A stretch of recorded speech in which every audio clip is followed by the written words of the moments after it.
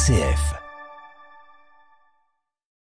Ce livre est une totale découverte. En effet, l'argent occupe une place très importante dans mes romans. D'essayer de trouver une équivalence poétique. Quand j'écris, c'est comme si je consultais mon Global Positional System. Ce n'est pas un livre littéraire au sens que nous donnons habituellement à STEM, c'est pas un livre de fiction. L'éloquence avec la littérature et la musique. L'atelier des lettres. Eva Cavian. Edmond Morel. Eva Cavian, je vous remercie d'avoir accepté de nous accueillir dans votre atelier des lettres. Nous allons essayer au fil de cet entretien à bâton rompu d'identifier quelques-uns des outils avec lesquels vous avez forgé votre œuvre, mais aussi ceux que vous constituez dans vos ateliers d'écriture. En effet, vous vous consacrez à cet exercice depuis 1985 au sein d'un réseau Calam que vous avez créé dans le sillage d'une association Aganipé. Romancière, vous êtes aussi poète, puis vous avez été lauréate aussi parmi d'autres prix d'un des plus prestigieux d'entre eux, le prix Marcel Thierry, pour votre roman Le rôle de Barthes. Alors nous allons essayer au cours de cet entretien de faire une sorte de masterclass sur l'écriture telle que vous la pratiquez. Et j'aimerais qu'on débute par cet entretien en évoquant les ateliers d'écriture, mais peut-être sous l'angle d'essayer d'identifier ce qu'il vous apporte à vous, écrivain. Qu'est-ce que vous apporte à vous dans votre écriture le fait d'être confronté aux exercices, aux histoires, aux tentatives que vos stagiaires vous font partager lors de ces ateliers d'écriture? Pour animer l'écriture des autres, il faut aussi que je puisse observer leur texte, regarder comment leur texte fonctionne, parce que la question n'est pas de dire si le texte est bien ou pas bien, mais aussi comment il fonctionne et comment on peut l'améliorer. Et en faisant ça pour l'écriture des autres, je pense que j'ai aussi développé ce regard sur mon écriture. J'ai appris à regarder mes textes avec une certaine distance parce que j'ai dû le faire pour d'autres. J'ai dû aussi interroger mon processus de création pour mettre en mouvement le processus de création des autres. Donc c'est ce que ça apporte, ça va dans les deux sens. C'est deux parties différentes de mon cerveau, mais qui se nourrissent l'une l'autre. Est-ce que le fait d'avoir été, et après on passera à l'écriture proprement dite, d'avoir eu votre formation chez une créatrice d'ateliers d'écriture, Elisabeth Bing, est quelque chose qui vous a transformé d'une certaine manière, ou comment est venue la vocation d'animer des ateliers d'écriture? Et qui est cette Elisabeth Bing ou Bing, je ne sais pas comment on doit prononcer? Alors Elisabeth Bing, c'est elle qui a quand même amené les ateliers d'écriture en Europe dans les années 70. Alors est-ce qu'elle a influencé mes ateliers? Je ne suis pas si sûre, parce que si je dois remonter au plus loin, j'ai commencé à faire écrire les autres quand j'avais 10 ans. Ah.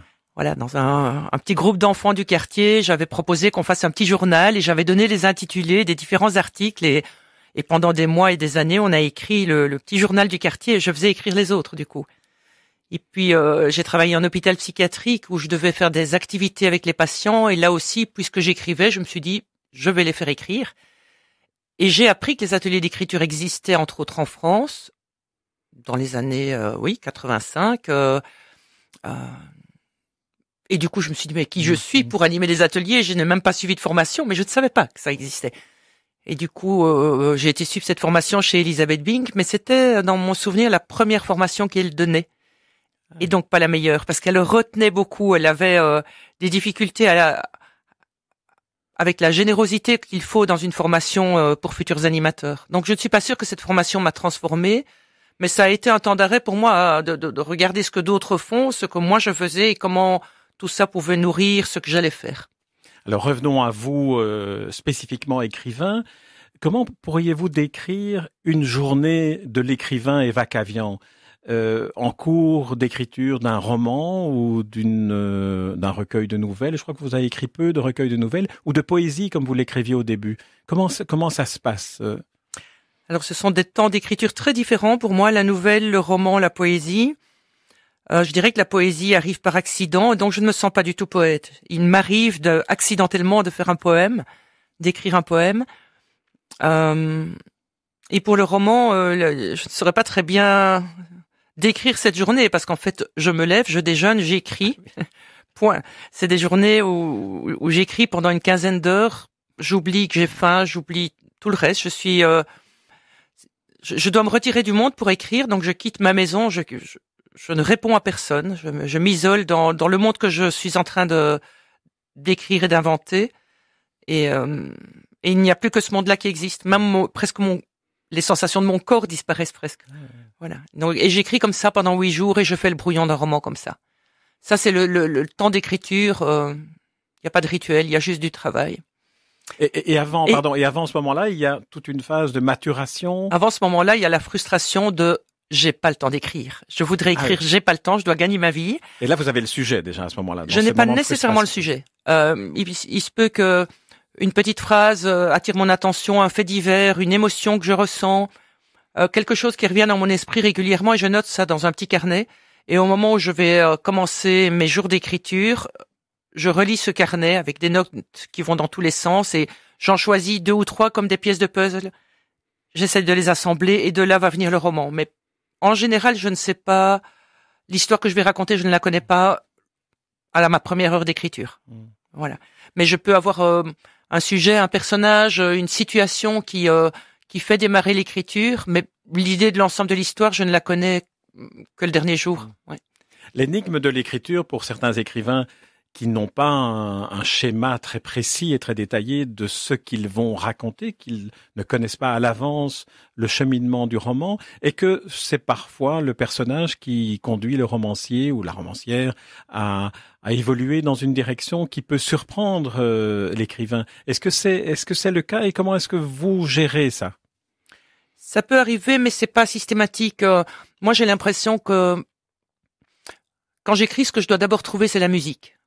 La musique du texte, le narrateur, dans quelle voix je vais être au mieux pour raconter cette histoire que je ne connais pas encore. Quand j'ai trouvé la musique, ça, je peux la recommencer. Il peut y avoir 2 heures pendant lesquelles je recommence une première page. Quand j'ai trouvé la musique, ça sort tout seul, je deviens l'instrument du texte. Je peux pas le dire autrement. Et la musique, c'est le style, c'est le phrasé ou c'est le point de vue?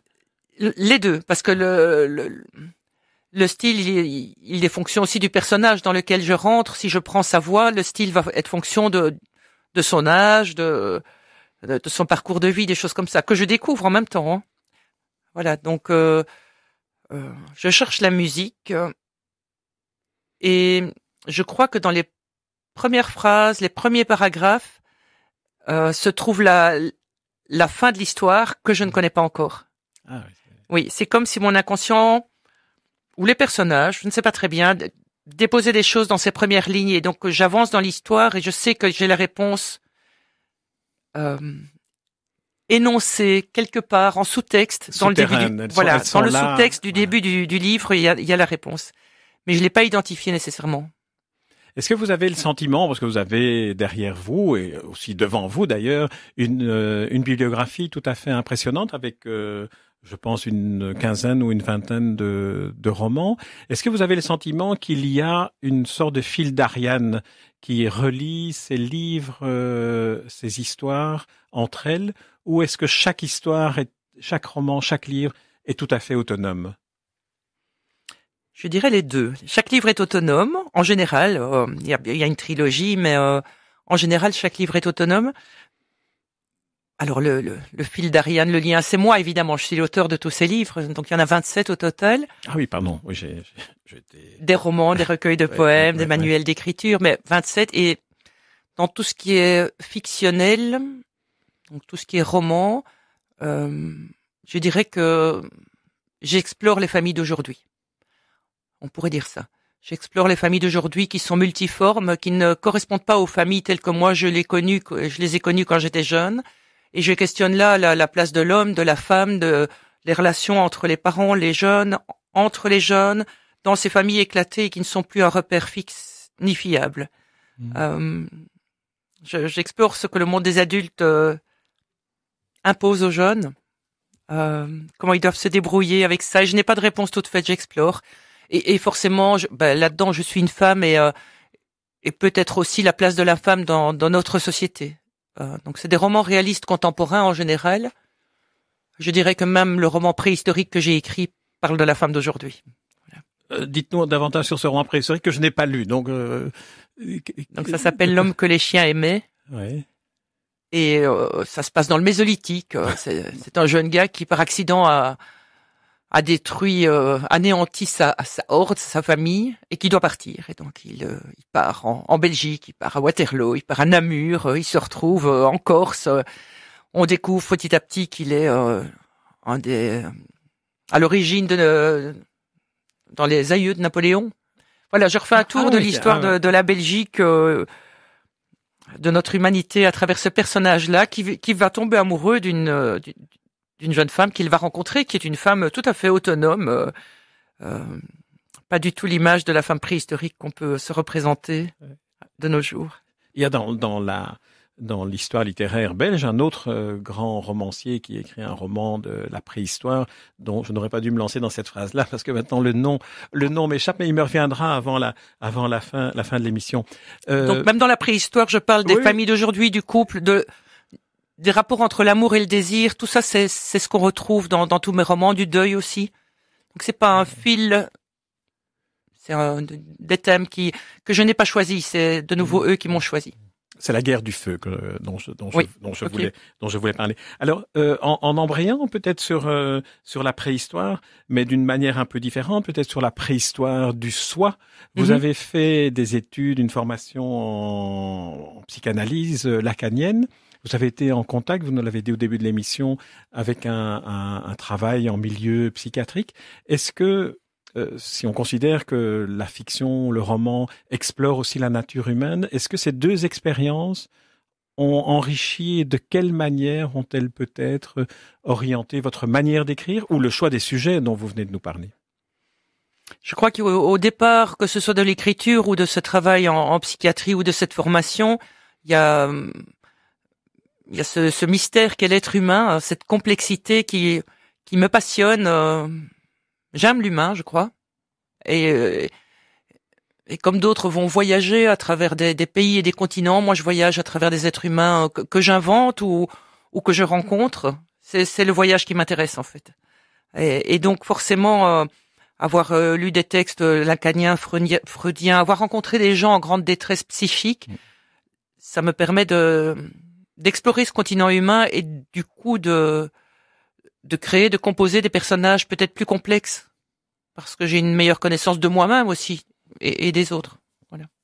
Alors dans les contacts avec les autres, et ce sera la dernière question avant d'évoquer votre invité patrimonial, dans les contacts avec le monde extérieur, vous avez aussi des contacts dans les écoles où vous allez, vous faites partie de ces écrivains invités dans les écoles pour rencontrer des élèves en classe. Et finalement, parfois, voir la surprise de ces élèves qui se rendent compte que les écrivains sont des êtres vivants en chair et en os qui parlent et qui peuvent raconter. Alors, dites-nous un peu ce que cette expérience peut apporter à l'écrivain et ce que vous pensez ou espérez apporter à ce public d'écoliers. Eh bien, je vais être bassement matérialiste, mais moi, ce que ça m'apporte, c'est quand même aussi de gagner ma vie, puisque ce sont des rencontres qui sont subventionnées par la communauté française. Il faut les mettre à l'honneur par rapport à ça, les remercier. Et donc, quand je fais ça, c'est quand même d'abord pour apporter quelque chose aux élèves. Je me souviens, quand j'étais enfant, il y avait un vieux monsieur, enfin pour moi c'était un vieux monsieur qui passait dans l'école et on l'appelait le vieux poète. Il venait lire ses poèmes et c'était... Du coup, l'écriture, c'était pas juste un livre, un papier, c'était quelqu'un de vivant. Et moi, ce vieux poète, il m'a donné envie d'écrire. Je suis aussi écrivain à cause de ce vieux monsieur-là, qui n'était peut-être pas si vieux. Oui, et voilà. Je me dis peut-être qu'en allant vers les élèves, je leur parle de ce que c'est pour moi la lecture, à quoi ça sert un livre, une histoire. Et peut-être que là, il y a 1, 2, 3 élèves qui vont lire plus, qui vont se mettre à écrire, qui vont se sentir respectés, soutenus dans leur chemin. Voilà. Peut-être qu'il y en aura. J'ouvre des portes. Peut-être qu'il y en aura l'un ou l'autre qui va créer un petit journal de classe et qui va commencer à faire écrire ses petits camarades.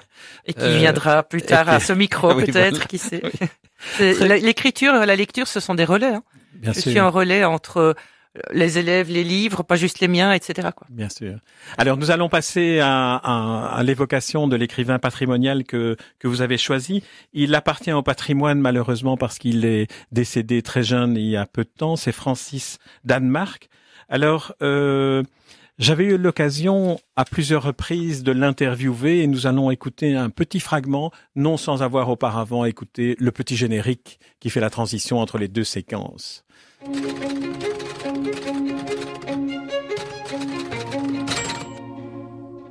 Alors je vous propose d'écouter en premier lieu un très court extrait d'une interview, d'une chronique de Jacques de Decker que Jacques de Decker avait enregistré à mon micro et qui évoque Francis Danemark, très brièvement. Ce livre est tout entier un distillateur d'humeur. Il contient une trame qu'on ne peut lâcher. Il nous fait connaître des personnages attachants.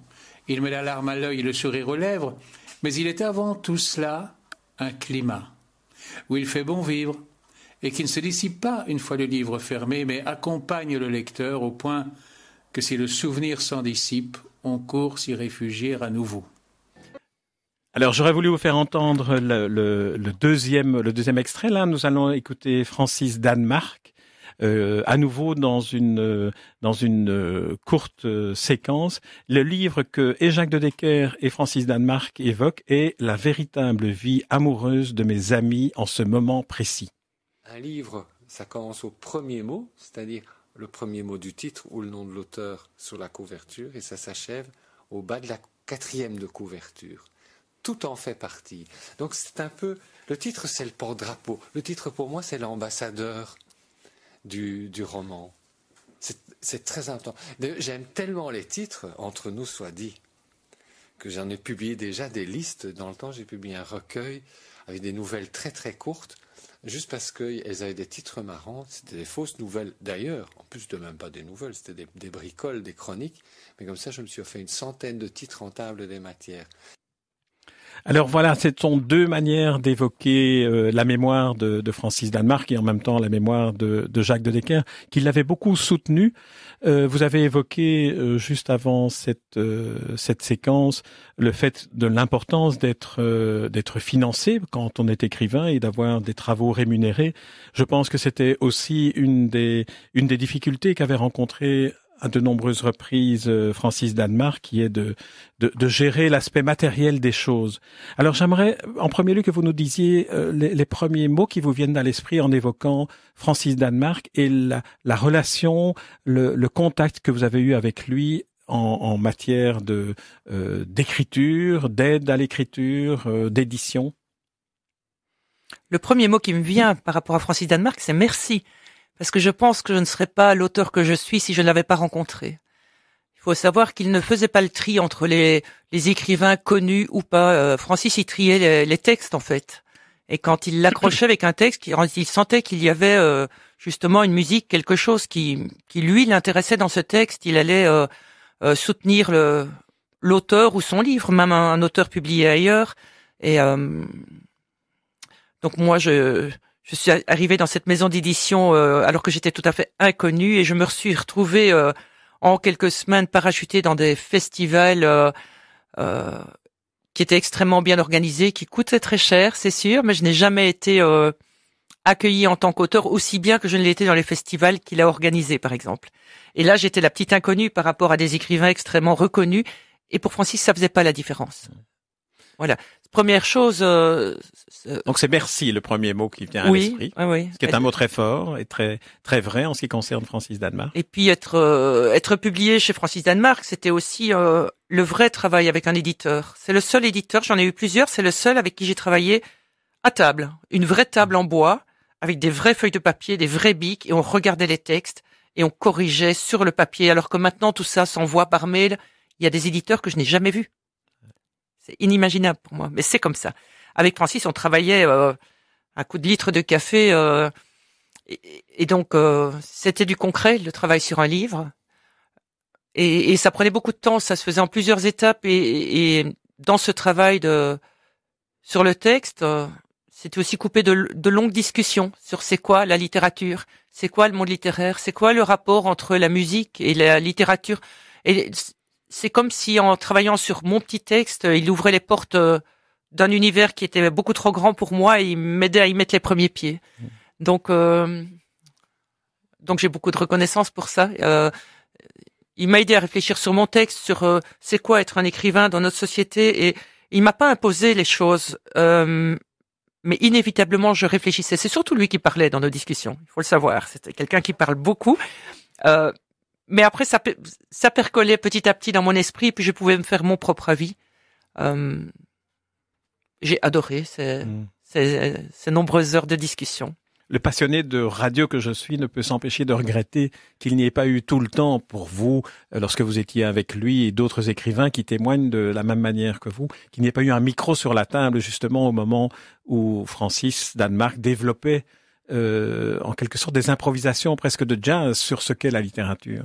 Tout à fait. Et alors, on voit ça à travers certaines de ses œuvres. Il parle parfois de littérature d'écriture, etc. Mais dans ce flot presque ininterrompu de paroles, parce que parfois ça se faisait aussi au téléphone, c'était des heures et des heures, il y avait de temps en temps une phrase qui pouvait changer notre semaine ou notre vie. Il ne se rendait pas nécessairement compte lui-même. Chacun prenait finalement je vais dire ce verbiage, c'est pas bien de dire ça, mais c'est cette parole qui se déroulait, chacun pouvait prendre. Ce flux de paroles. Cette parole qui se déroulait, chacun pouvait prendre ce qui pouvait le nourrir lui. Voilà. Et pour moi, ça a été quelqu'un de très nourrissant.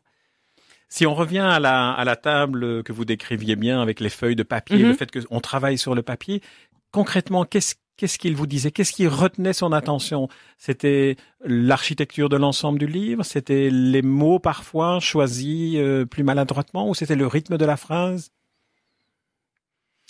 Il y avait parfois des passages qu'il préférait supprimer, par exemple. On pouvait avoir des discussions assez difficiles d'ailleurs sur certains passages que moi je voulais garder et s'il arrivait à justifier pourquoi c'était mieux de les enlever, je pouvais l'écouter, mais c'était parfois des choses comme ça. Il avait un avis aussi très personnel, mais on pouvait se disputer, on pouvait discuter de ça. C'était aussi des virgules, des constructions de phrases, mais comme beaucoup d'éditeurs, il avait tendance à dire il y a un travail énorme, alors qu'en fait, c'était quelques mots et quelques virgules. Voilà. Mais il avait besoin peut-être de mettre sa patte dans le texte et moi de défendre mon texte aussi. C'était peut-être de la provocation aussi. Je ne crois pas. C'était peut-être s'approprier le texte en tant qu'éditeur aussi, pas dans le sens que ça devienne sa propriété, mais il devait adhérer à ce qu'il allait permettre d'exister dans ce texte. Alors certaines fois mon texte y a gagné, certaines fois je n'ai pas accepté cette demande et j'avais sans doute raison aussi. On est partenaires quand on publie un livre. L'auteur et l'éditeur, et tous les deux, ils veulent que le livre fonctionne le mieux possible. Et donc, parfois, il faut faire confiance à l'éditeur, surtout un éditeur qui s'y connaît bien, qui défend bien son point de vue. Mais ce n'est pas simple. Francis Danemark, il m'a aussi appris à lâcher prise parfois. Vous avez évoqué les festivals qu'il organisait. Est-ce que vous pouvez en dire deux mots sur cette ambiance singulière qu'il parvenait à créer dans ce qui devenait finalement une famille d'écrivains, la famille d'écrivains Castor Astral, la famille d'écrivains éditée par Francis Danemark? C'était pas uniquement des auteurs édités par Francis Danemark. Moi, j'ai été à des festivals avec Hervé Letellier, par exemple. Voilà, qui a eu le Goncourt il y a 2 ans. Il fait partie de l'Olipo aussi. Voilà, j'ai mangé au restaurant avec Catherine Millet, des gens comme ça que j'aurais pas pu rencontrer autrement. Et donc c'était quoi? C'était en effet sur le temps d'un festival, on était comme une famille. J'ai été invité à d'autres festivals où les auteurs les plus importants étaient dans des hôtels plus chics. Oui. Avec Francis Danemark, ça n'existait pas, ça. Voilà. Il y a une ségrégation du nombre d'étoiles des hôtels. Alors, une toute petite dernière question pour laquelle je demande une petite réponse aussi, une réponse courte. En tant que lectrice des livres de Francis Danemark, quel est le mot qui vous viendrait à l'esprit? Quels sont les qualificatifs avec lesquels vous tenteriez de les donner à aimer à nos auditeurs et auditrices? Musique, sûrement. Ou musical, il a un style qui est une vraie musique, douceur, il y a quelque chose de très doux. C'est un auteur très terriblement tourmenté dans sa vraie vie, mais qui essayait de mettre beaucoup de douceur dans ses romans. Et moi, je suis devenue amie avec lui, donc je voyais le contraste entre ses tourments et cette douceur qu'il essayait de mettre, qu'il mettait aussi dans ses relations avec les autres, alors que lui est resté quelqu'un de très tourmenté jusqu'au bout. Et peut-être le dernier mot, Fraction d'éternité, qui est le titre d'un recueil de poèmes. Très bien. Eh bien, c'est sur ce titre très poétique, très musical, Fraction d'éternité, que je vous propose de conclure cette émission pour laquelle je vous remercie.